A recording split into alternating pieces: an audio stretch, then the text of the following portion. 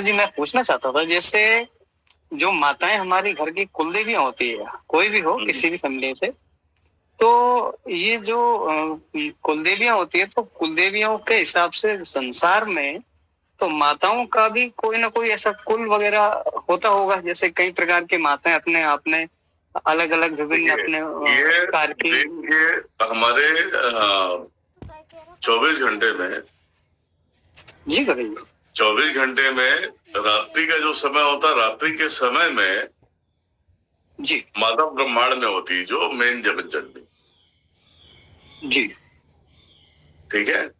रात्रि के समय में जब दोपहर का समय आता है, ब्रह्मांड की चीजों को भी पूरी तरह से संचालन करना है, जिम्मेदारियों को जो नहीं निभा रहा उसको सुनाना, उसको उसके मार्ग पे लाना जी।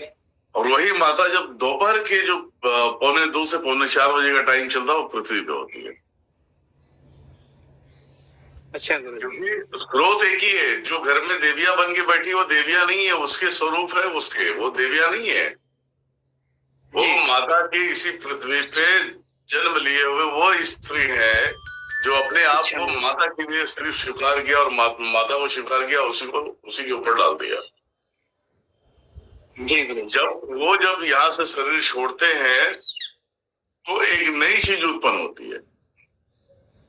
माता बोलती है कि जिस जीवन को जी कर आए हो, मानव के परेशानियों का हर एक प्रश्न का जवाब तुम्हारे पास है। प्रश्न भी दे सकते हो, ले सकते हो, प्रश्न दे सकते हो, ले सकते हो, ये बातें आती।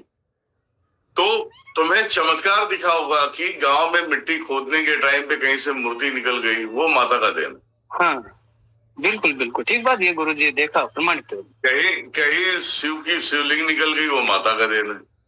क्योंकि दोपहर की जो पूरे पृथ्वी लोक की जो चीजें हैं, वो पृथ्वी लोक के प्राणियों के लिए है ना।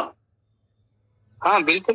तो जब कहीं से मूर्ति मिलता है तो उधर दुर्गा माता का मिल गया। अब दुर्गा माता का मिल गया, वो दुर्गा माता में पुजवाएगी वही भक्तन जो माता का भक्त होगा।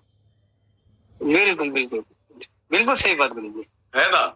वो एक नाम दे देती है, वो सपना देती है कि मैं जमीन के नीचे हूँ, मैं दुर्गा हूँ, मैं काली हूँ, मैं भद्रकाली हूँ, मैं काल भैरव हूँ, मैं महादेव। सपना आ जाता है उसे, और वो सपना कंटिन्यू आते रहता है उसे, क्योंकि वो अपने ही भक्त को सपना देंगे जो हमें स्थापित कर सके। जी। तो वो भक्त वो होगा जो ज्ञानी होगा, जो बोलते हैं ना कर्म कट के एकदम पुण्य आत्मा बन गया होगा, उसको सपने में आएगा। तो वो जाके खोदेगा, वहां से मूर्ति निकलेगी, शिवलिंग निकलेगा, जो भी निकलेगा, और उसका नाम जो सपने में बताया होगा उसी का नाम वो रखेगा। एक बात समझिए, माँ दुर्गा माता दिल कर देंगे, आदि शक्ति लिख देंगे, जो भी है, हर हर महादेव का कई नाम लिख देंगे।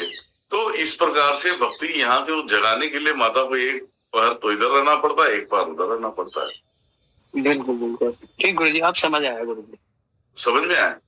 तो जितनी देवियां पूजी जा रही हैं, वो सब सारी देवियां माता के भक्तन है।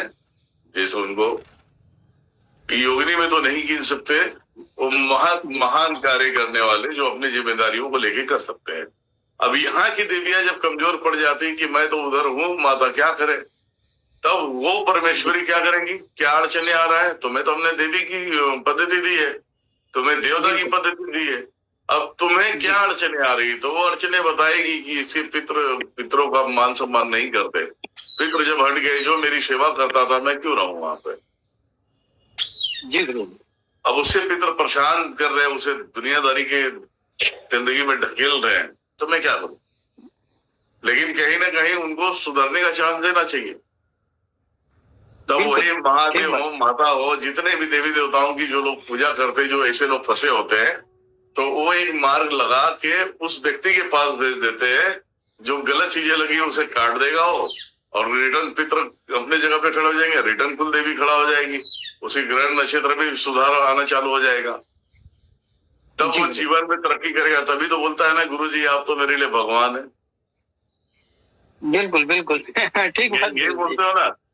तो माता ने हर किसी को अपनी पद्धति दे के रखी हुई है, महादेव ने दे के रखी हुई है, माता ने दिया तो सभी ने दिया। बिल्कुल माता थोड़ी डिसीजन लेने वाली है कि ये करना कि नहीं करना। बस मैं ये अपने बच्चों के लिए करना चाहती हूँ, अब मैं धूमावती बनूंगी, क्योंकि ये बच्चे ही गलत मार्ग पे जा रहे हैं, इनको दंड भी मुझे ही देना है। तो महादेव कहते हैं जब तुम नहीं बनाए तो तुम ही संभालो, हमें क्या करना है। बिल्कुल बिल्कुल ठीक बात है गुरु जी। ये सही बात है गुरुदेव, बिल्कुल। तो इस तरीके से देवियां होती है। देवियों के अंदर कमियां क्यों आ जाती है, क्यों नहीं आ जाती है, इस तरीके से ये तुम्हारी सवाल का जवाब को हमने पूरा वेरीफाई कर दिया।